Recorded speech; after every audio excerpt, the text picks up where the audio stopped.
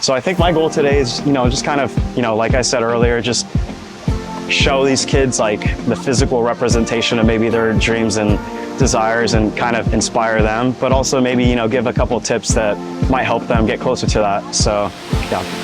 How fast you were around like 11 or 12? To be quite honest, I don't. I know I went to like Stags, like South Texas, like the age group meet. I went to Tags, I think, when I was 12.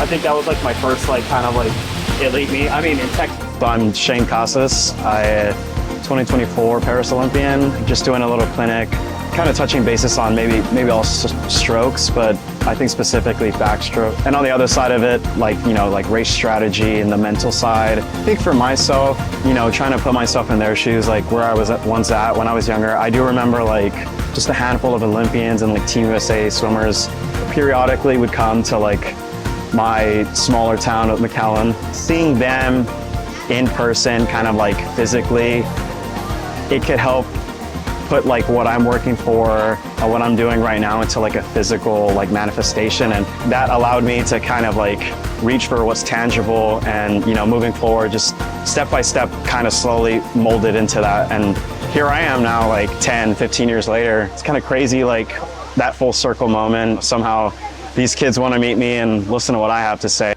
At a certain point, I stopped chasing, like the sport itself, because, obviously as a kid, like it's the popular kid does basketball or football and all that. And, naturally that kind of persuades you in a way. But I found myself just as time went on, like kind of drowning out that part, and I didn't really care about, being popular, doing football or whatever. So I had an incredible race to get to the Olympics, and honestly, like that for myself was a dream come true. Obviously, like to make the Olympics is something that you shouldn't really downplay, and I had it for a long time, but I've grown to appreciate getting to that point, because in some cases and in some points in my life, I didn't think it was possible. My shortcoming there propelled me to the following summer, where I got second at Worlds in a pretty good time. I think I'm like third historically in U.S. history, and then fourth all time. My goal moving into, this summer obviously is just keep besting myself and keep pushing that, but the next Olympics, definitely breaking through that barrier of just, prelims, semis, get into the final and blow that out of the water, and hopefully get bronze, silver, or gold.